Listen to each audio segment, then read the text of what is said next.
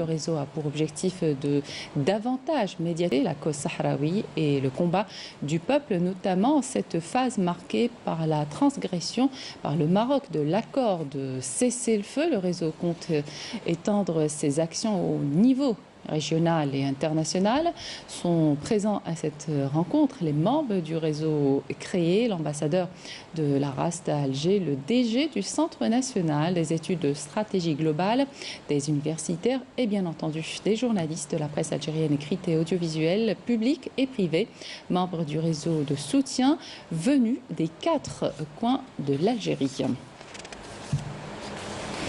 Dans le dossier du Sahara occidental, les forces de l'armée populaire de libération sahraoui ont poursuivi mardi pour le 12e jour consécutif leur attaque intense le long du mur de la honte, ayant ciblé plusieurs sites de retranchement des forces d'occupation marocaines, a indiqué le ministère de la Défense sahraoui dans son communiqué militaire numéro 12. Le communiqué qui a fait le bilan de 2 jours d'attaque sur les sites ciblés a fait état d'un bombardement des positions des forces d'occupation marocaines dans le secteur de Haouza. Les unités de l'APLS ont également mené lundi des attaques ayant ciblé à 2 reprises les concentrations de l'armée d'occupation marocaine dans le même secteur. La même source a fait état d'un bombardement ayant visé les positions de l'ennemi dans le secteur d'Amgala et d'autres dans celui d'El Begari.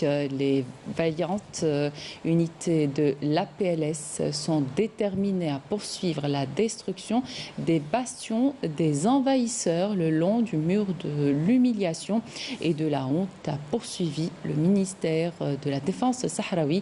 Dans son communiqué, l'armée populaire de libération sahraoui avait lancé des attaques intenses le long du mur de la honte, ayant ciblé plusieurs sites de retranchement des forces d'occupation marocaines après la violation marocaine de l'accord de cessez-le-feu, en ciblant les civils sahraouis sans défense qui manifestaient pacifiquement devant la brèche illégale d'El Gergerat.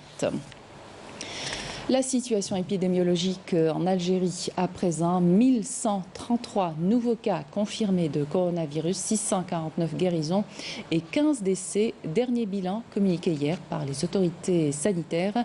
Pour plus de détails, je vous invite à écouter le porte-parole du comité scientifique de suivi de l'évolution de la pandémie du coronavirus, le docteur Jamel Fourar. Avec la notification de 1133 nouveaux cas, l'incidence au cours des 24